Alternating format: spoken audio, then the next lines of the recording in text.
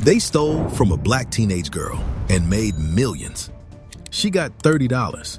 30! While they got rich off her words. Let me say that again. A black teenager created something in her bedroom. Billion-dollar corporations stole it, made millions selling it back to us, and threw her roughly $30. Like she should be grateful. Her name is Peaches Monroe. June 2014, she films a 6-second video about her eyebrows and says 2 words, "on fleek." 3 weeks later, IHOP's using her phrase to sell pancakes. Taco Bell steals it. Denny's steals it.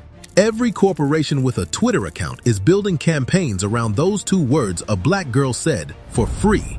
They're making millions. Peaches got enough money to maybe buy the pancakes IHOP was advertising with her stolen phrase. Feel that anger yet? Because it gets worse. Within 2 years, Peaches had to watch white people slaughter her creation. My coffee is on fleek. This parking spot is on fleek. I did my homework, so on fleek. They grabbed her words, ran them into the ground, and by 2016, nobody could say on fleek without cringing.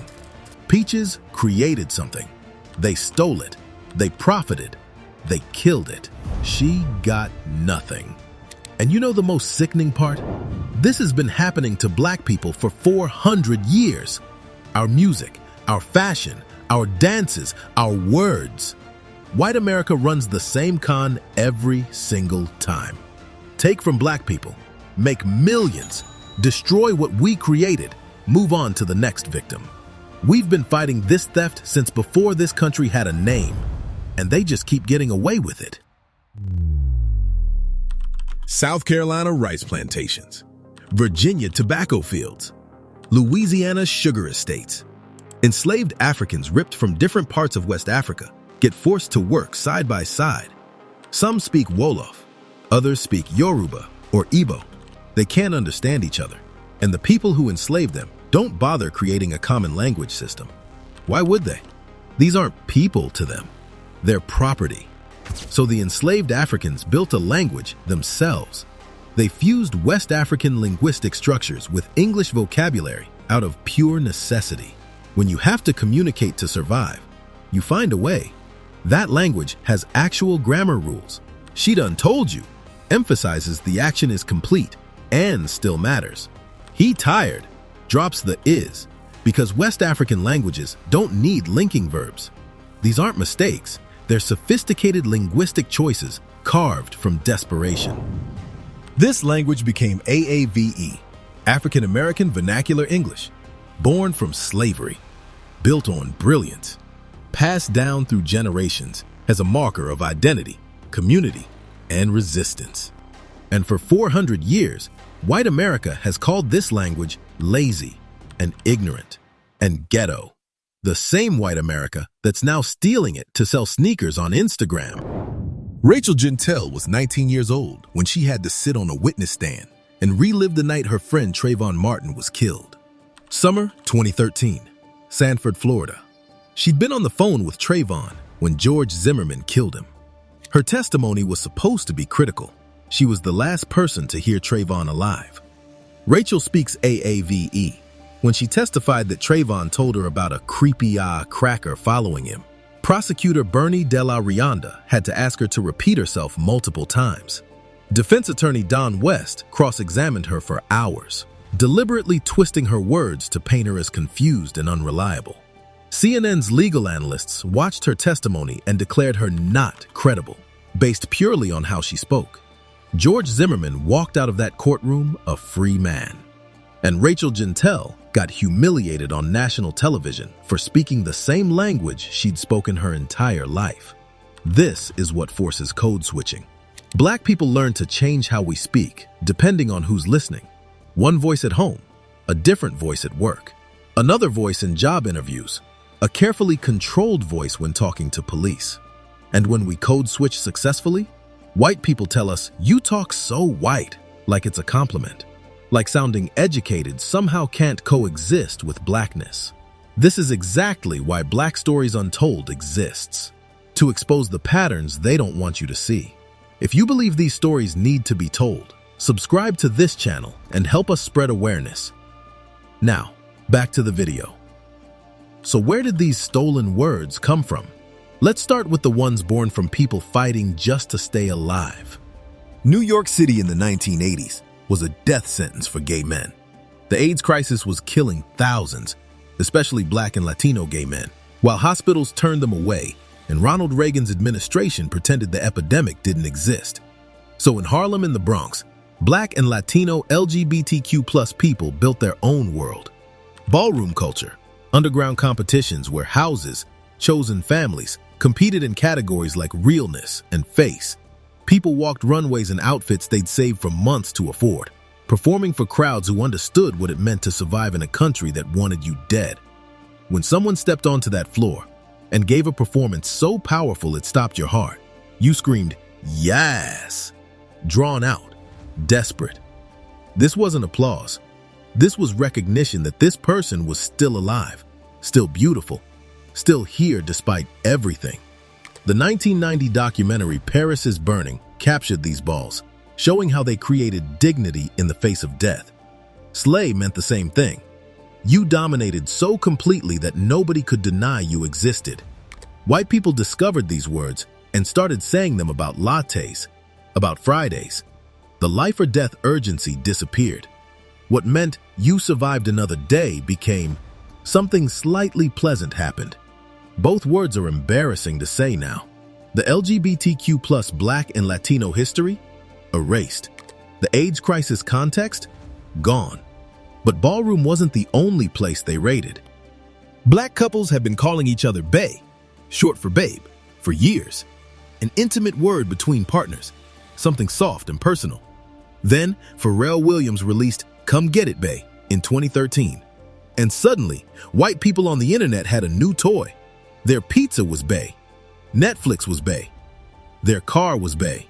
They took something intimate and made it meaningless, slapping it on every object they mildly enjoyed. But it wasn't enough to just overuse it. BuzzFeed, a major media outlet with millions of readers, published an article claiming bae was actually the Danish word for poop. Think about the calculated cruelty of that. They looked at a Black term of endearment and told the world it secretly meant feces in a language most Americans don't even speak. It was propaganda, a deliberate attempt to make Black people ashamed of their own word. And it worked. White people overused it while BuzzFeed poisoned it. Within 2 years, the word was dead. Another Black creation strangled before it could even breathe. Leadbelly sang about it in 1938. Stay woke. In a song about the Scottsboro Boys, 9 Black teenagers falsely accused in Alabama, facing execution for a crime they didn't commit. Stay woke meant keep your eyes open. Watch how the system works. Understand they'll use laws to kill you if you're not careful. By the 1960s civil rights movement, stay woke was survival information Black people passed to each other. Stay conscious of which neighborhoods the police target. Stay aware of how voter suppression works. Stay vigilant so you and your community stay alive. After George Zimmerman walked free in 2013, Black Lives Matter revived it. Stay woke. Pay attention to police brutality, mass incarceration, systemic injustice. Then white people started using it about gluten, about their carbon footprint. They ripped a survival tool from our hands and made it about everything except racism. Now, right-wing politicians wield woke as a weapon. They took the word we created to keep each other alive and turned it into their rallying cry against us. Fetty Wap's Trap Queen goes platinum in 2015. White people are singing along to every word, posting it on Instagram, making it the song of the summer. But they don't understand a single thing they're saying. Trap Queen has specific meaning in Black communities. The loyal girlfriend helping her man cook and sell substances in the trap house. She's risking prison time. She's risking her life. She's doing this because poverty and systemic racism left them with a choice between crime and starvation. This isn't romance. It's desperation dressed up in loyalty. But white people heard a catchy melody and decided it meant supportive girlfriend. Suburban white girls teaching kindergarten, living with their parents, started calling themselves trap queens on Instagram. You're not in the trap, Ashley. You're in a cul-de-sac. Then Ed Sheeran recorded an acoustic cover. He stripped away the bass, the urgency, the street reality. turned a song about surviving poverty into something safe enough for white weddings, sanitized the struggle right out of it. They loved the aesthetic of being a trap queen without understanding or caring about the poverty, the police raids, the risk that made that phrase necessary. They turned desperation into a cute caption.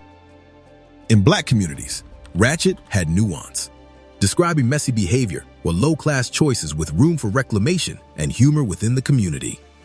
White people took ratchet and turned it into code for Black. Any Black hairstyle became ratchet. Any Black music became ratchet. Any Black speech pattern became ratchet. A racist dog whistle allowing them to express anti-Black sentiment without using explicit slurs. They could dismiss entire aspects of Black culture as ratchet, then claim innocence because they didn't say the N-word. We knew what they meant. We always know. The theft wasn't limited to slang from the streets. New Orleans in the 1990s. Housing projects where bounce music was born. High-energy hip-hop with call and response chants. Artists like DJ Jubilee, Partners in Crime, and later Big Frida created parties where twerking was the signature move. Athletic, sensual, unapologetically Black and Southern. The Yin Yang Twins put it on record in 2000 with Whistle While You Twerk. For over a decade, twerking belonged to Black Southern culture. Atlanta's twerk teams perfected it as choreography. Then Miley Cyrus twerked at the 2013 MTV VMAs. Media outlets declared she'd brought twerking to the mainstream. Brought it. Like those 20 years of Black women's culture never existed until a white woman performed it on stage. When Black women twerk, we're ghetto. When Miley did it, she was edgy. Praised for the exact moves we get degraded for. They erased decades of our culture and handed credit to someone who just discovered it last week. Black communities used squad for years to describe close friend groups. 2015, Taylor Swift's friend group makes hashtag squad goals mainstream. Suddenly, it's treated as a brand new concept Swift's crew invented. Articles everywhere about squad goals with zero acknowledgement of Black origins. Complete historical erasure. White people can take something, rebrand it, and pretend it never existed before they found it, while getting praised for the innovation. Black women use period for decades. Period with emphasis, meaning end of discussion. That's final. I said what I said. A way to shut down arguments with confidence. When a Black woman says period, she's asserting herself in a world that constantly tries to silence her. She's saying, this is final. I said what I said, there's nothing left to discuss, and I'm not backing down. That outfit is stunning, period. Translation, I don't care what you think. This is a fact. I deserve better than this, period. Translation, this discussion is over. I'm not negotiating my worth. Then white people discovered it on Twitter, and suddenly they're using it for everything. I'm hungry, period. It's Tuesday, period. Not understanding it's meant to convey finality and confidence, not just be quirky internet speak. The power is gone, replaced by meaningless emphasis on statements that need no emphasis. Lit and fire, once reserved for genuine excellence, now slapped on spreadsheets. Bussin' meant really good food. Now, this tap water bussin'. Vibes, actual energy and atmosphere, reduced to Monday morning vibes. Salty, specific bitter anger used for any negative feeling.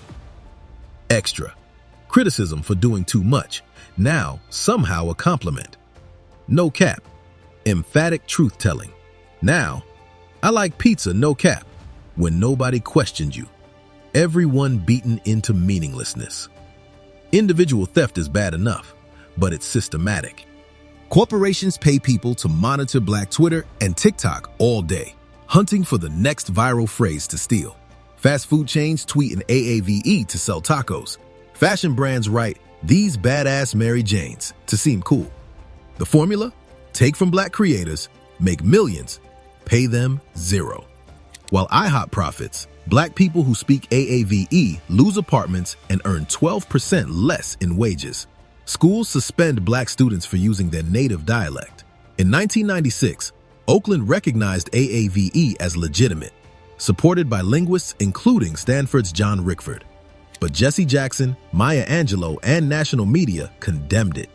Oakland had to backtrack, and Rachel Gentel's voice freed a killer. That's what happens when white America refuses to see our language as legitimate. White America loves black culture, but hates black people. They want our words without our struggle, our style without our pain, our cool without our consequences. And they've been taking it for 4 centuries while punishing us for creating it. If you're not black and using AAVE, ask yourself, do I understand where this comes from? And can I face what black people face for saying it? If no, stop using it. Credit black creators. Call out theft. Never use black sense. We keep creating. We keep innovating. We keep leading while they keep following. And when they steal from us next time, we call it out, period. If this made you angry, good. That anger is clarity. Subscribe to Black Stories Untold so you don't miss the next time we expose what they've been hiding. Share this with someone who still thinks cultural appropriation isn't real. Drop a comment telling me what word you're tired of hearing white people misuse. They've been stealing from us for 400 years.